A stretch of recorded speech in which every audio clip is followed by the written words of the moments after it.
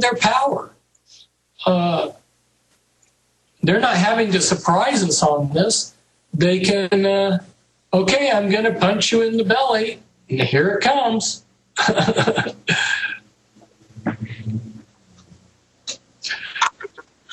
Okay.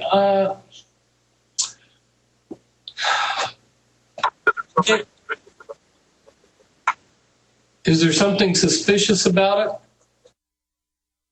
Auspicious. Well, I think the most auspicious thing was what I just mentioned. Hey, Fritz, the only way I can shut up, I'm going to be honest with you, is I am actually going in the control room to let you talk, because I'm so obnoxious, I will interrupt. So I'm actually trying to give you the floor, brother. Go ahead. I love your comments. This is a conversation here. No, it's not a monologue. And I have to be careful because sometimes I can get too detail-oriented. Well, I want to be specific. You've been out of prison almost a year. You decided to come public here. You're obviously getting a lot of heat on you. There were some things you didn't want to get into. You've been told not to get into. Ricky Ross, the biggest cocaine dealer for the CIA on the West Coast, he came on this show, and they, you know, and other shows, and they're trying to put him back in prison. So I warned you up front. We appreciate your courage, but obviously this is stuff they don't want people to be hearing. Well, I think I'll be relatively okay. We'll see. I mean, you know, I'm a believer, and I also believe that God's in control ultimately, and if he allows certain things, I know that because I love him, that all things are going to work together for good to those that love him and are called according to his purpose. You know the quote. And so we have to go forward with faith, and we can't just sit back and cower in fear, which is what some of these things are done to. They're intentionally done in a certain way to do that. One of the things, you look back at the Kennedy assassination. Now, they wanted to get rid of JFK for a whole number of reasons, but there could have been a real simple way to do it.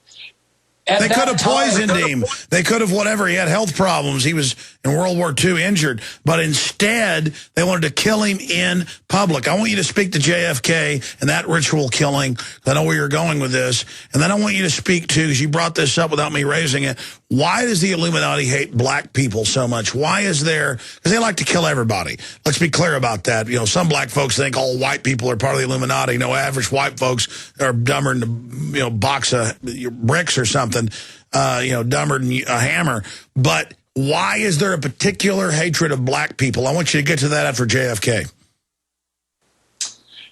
They intentionally killed JFK in a public scenario to traumatize the American people, and also just to blatantly show certain people the power that they had. It was definitely a ritual murder. There were a lot of ritual symbology around it. And by the way, 9/11 was meant to intimidate governments and populations that were aware and informed. That was another, I mean, I want you to speak to that if you disagree or agree. That was done as well to, like, hey, we did this, watch out, we're crazy. We did this in full view.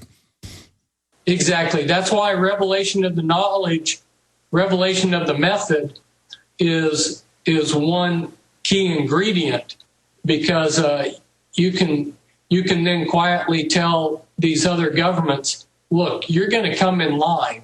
Okay, you know? So I'm going to stop now. 10 minutes, you've got the floor. Go into JFK, go into why they hate black people so much, go into Revelation of the Method. You've got the floor, so don't stop. You've got it right now.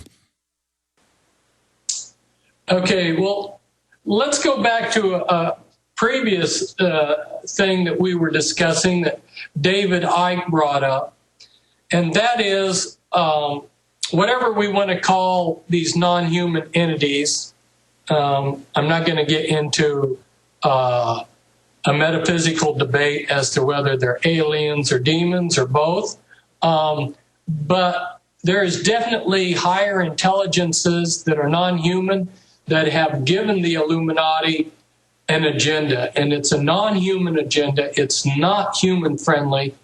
It's definitely this wonderful creation of God is slated for destruction, and part of the program of bringing this all about is to population control and war, and part of the process of creating wars is doing events like 9/11. You've got, ostensibly this was done for jihad. That was the symbology supposedly behind 9/11, is we had these Islamic fundamentalists that hated America. We have to be real careful with allowing hate into our life, because the Illuminati loves to manipulate hate. They love to stir up hate and then sit back and watch everybody kill each other. Now, the switching here back to JFK. The JFK assassination has been one of the best means for people to wake up. And now I see that 9/11 is also an entryway for people to realize that there's something rotten in Denmark. So their public flaunting, their open ritual has backfired. Exactly. They've made a public display of power, but that public display of power is also a means for us to point out that they do have this power and are manipulating things.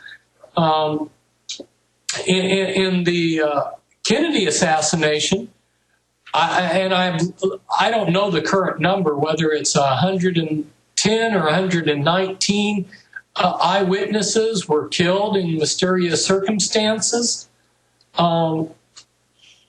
A similar situation happened over in Belgium.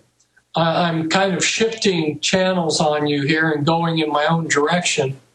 But this is something that a lot of the listeners may not be aware of. And that was, in my 1991 book, I exposed one of the Illuminati's top ritual castles in Europe. And I gave the location. Yeah, no, so listen, right now I'm leaving the studio to make sure you're not interrupted, because I want you to get into that castle, JFK, 9/11. Fritz, lay it out right now. You've got the floor. Do it right now. Well, from eyewitnesses who had been in rituals in the castle where children were sacrificed, and the blood of these children is drained, and quill pens are filled up, and the blood is used to write an account of what the Illuminati have done that day and bring about the plan. And so I exposed this ritual castle in southern Belgium. And at first, this was in 1991, and a number of years transpired, and it was like I was a voice in the wilderness and nobody had heard. But eventually it did get heard. And what happened is in Belgium, the Belgian government was toppled. They had big protests in Brussels a couple times where there were over 500,000 Belgians protesting their government. And the reason why is because there was a big scandal that broke loose where people had discovered that there were satanic covens in their government, the government of Belgium, and that there was pedophilia going on. And this got connected in, and people then were able to connect what was going on and some of the people back to this castle that I had exposed. And so Interpol, due to public pressure, sent somebody here in the United States to my house to interview me to find out information about the ritual murders that went on in this castle. Well, this was a very strange way that this FBI agent who was representing Interpol, it was very strange the way he approached this murder investigation. I would just throw out to the listener right now, if you were an FBI agent or a policeman and you were investigating a murder, how would you approach doing it? And then compare that with what happened in this case. The day he arrived at my house, and I was at that time living with friends, I was upstairs in my study on the computer working on one of my books on the Illuminati, and something told me, my sixth sense, or call it the Spirit of God, something told me, you ought to go downstairs right now. And when I went downstairs, Eric, who was the head of the house, my friend, he looked at me and he said, there's an FBI agent in the bathroom, and he's here to ask you questions, but he's been trying to get me to throw you out. And he's been asking me why I'm putting up with you living with us, and he's been trying to convince me to throw you out. So I knew from the start that this was a sham investigation, because the FBI agent that came to investigate these murders is trying to turn my friends against me. So he comes out of the bathroom and he starts asking me questions about the castle, and I was friendly with them, but I basically what ended up happening is I told him that in this investigation he was in over his head, and I was not about to contact my eyewitnesses for him, and I didn't trust anything of what he was doing. And at one point, then he pretended like he had never seen my books, and he grabbed a couple of my mind control books, and he started flipping through it, and he came to a page and he said, oh, you got a mistake here. What do you make of that? As if he just randomly found that mistake on that page. And I said, yeah, I wrote those books and I edited them myself, and you're right, there are errors in there, and I'm responsible. Very strange way to investigate a murder. So here we had something very similar to the Kennedy assassination. And so in order to keep the lid on this scandal, the Illuminati had to kill something in the neighborhood of 120 eyewitnesses over there in Belgium. There's a long list of eyewitnesses very similar to the JFK assassination, which just mysteriously died.